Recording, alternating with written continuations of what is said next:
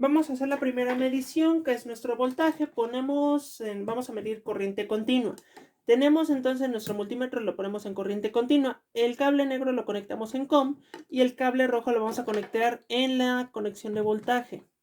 De esta manera nos va a estar oscilando un pequeño valor. Esto es normal por la estática y también los valores de referencia. Esta es una fuente de alimentación de 5.2 voltios.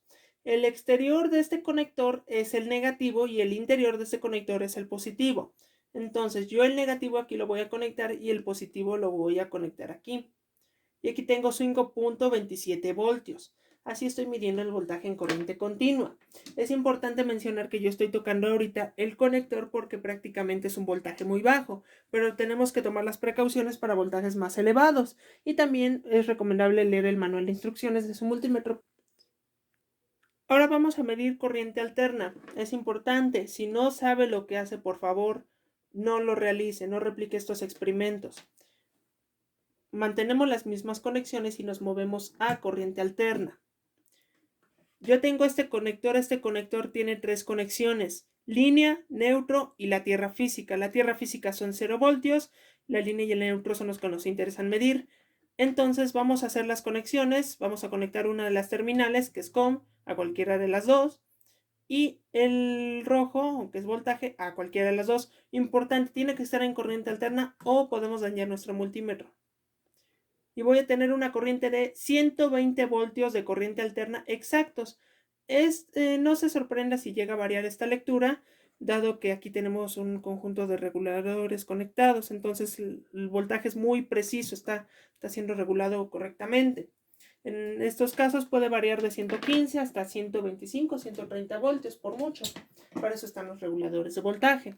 Vamos a seguir con la siguiente medición, que es la resistencia. Para medir resistencia mantenemos las mismas conexiones. En el multímetro cambiamos el selector a resistencia. Y yo aquí tengo dos resistencias electrónicas. Una de precisión, que es la de color azul, y una de color café, que es una resistencia normal. Esta resistencia que yo tengo aquí a la mano es de 1 kilo ohm, que quiere decir que 1000 ohms. Entonces coloco una terminal aquí y la otra terminal aquí.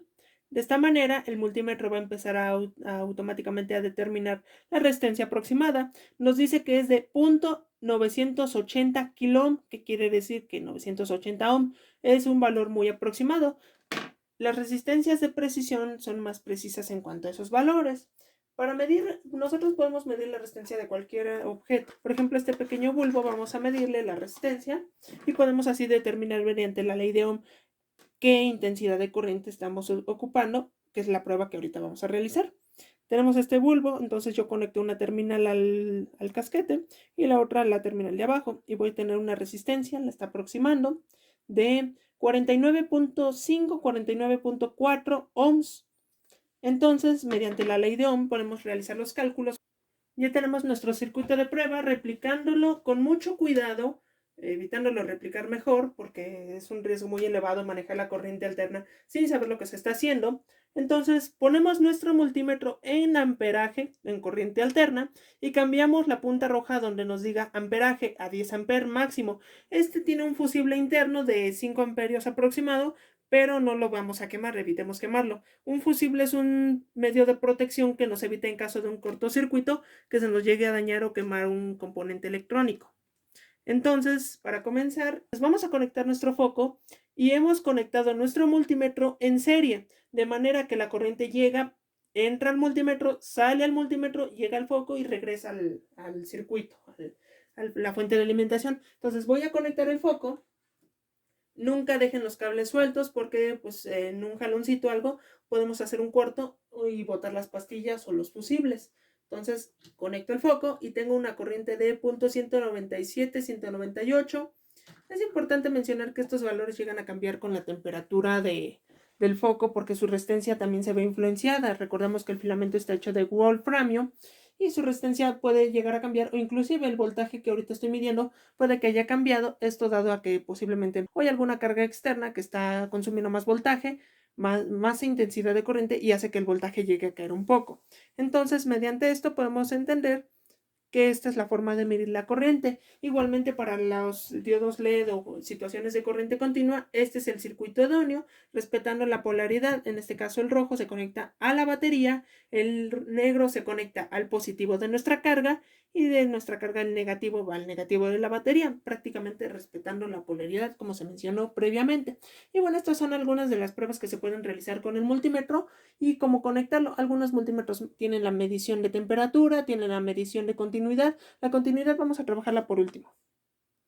Para la medición de continuidad cambiamos de amperaje a nuestra medición de ohms o resistencia y ponemos el multímetro en modo de continuidad, caracterizado generalmente por un símbolo como de un radar. Ahí lo podemos apreciar. Entonces, vamos a comprobar si el circuito se cierra, va a sonar. Bueno, está sonando otra alarma aparte. Tenemos este tubo fluorescente. El interior de un tubo fluorescente es muy similar a esto, en el cual tengo dos contactos, tengo un filamento. Si este filamento se rompe, el tubo se fundió y deja de funcionar. Este tubo ya está fundido, entonces no voy a tener ninguna continuidad. Hacemos la prueba, cierro el circuito, suena el multímetro. Entonces conecto cada uno de estas terminales aquí y veo que no va a sonar.